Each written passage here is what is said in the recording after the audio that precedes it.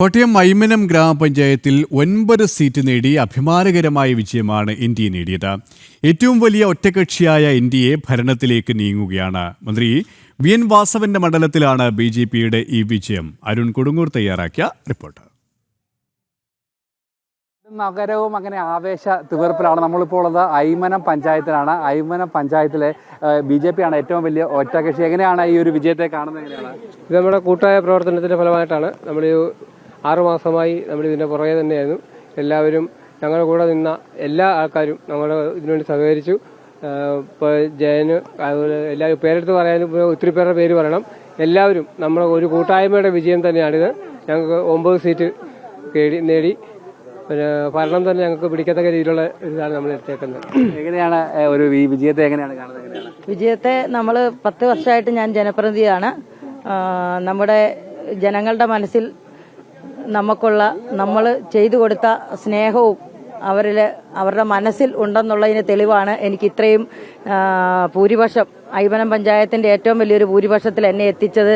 ജനങ്ങളുടെ മനസ്സിൽ ഞാൻ കുടിയേറി പറ്റിയിട്ടുണ്ടെന്നുള്ള ഒരു വിശ്വാസം എനിക്കുണ്ട്. 90% ഞാൻ ഒരു ജനപ്രതിനിധിയായിട്ട് നിന്നപ്പോൾ അവർക്ക് വേണ്ട എല്ലാ കാര്യങ്ങളിലും അവരോടൊപ്പം പ്രളയത്തിലും കോവിഡ് കാലത്തും തോളോട് തോൾ ചേർന്ന് ഒരു സഹോദരിയെ പോലെ എൻ്റെ വാർഡിലെ ജനങ്ങളെ ഞാൻ കണ്ടതുകൊണ്ട് മാത്രമാണ് ഇന്ന് ഈ നിലയിലെ ഈ വിജയത്തിന്റെ മുന്നിലുള്ള എല്ലാ നന്മകളും സ്നേഹവും അവരുടെ വോട്ടായിട്ട് എനിക്ക് വീണിരിക്കുന്നത്. തീർച്ചയായും ഇനിയും ഒരുപാട് വികസന പദ്ധതികൾ, കാരണം ഏറ്റവും വലിയ ഒറ്റകക്ഷിയായി അത് ചെറിയ അംഗീകാരമല്ല ലഭിച്ചിരിക്കുന്നത്. കാരണം കൂടുതൽ ഉത്തരവാദിത്തത്തിലേക്ക് പോകുക കൂടിയാണ്.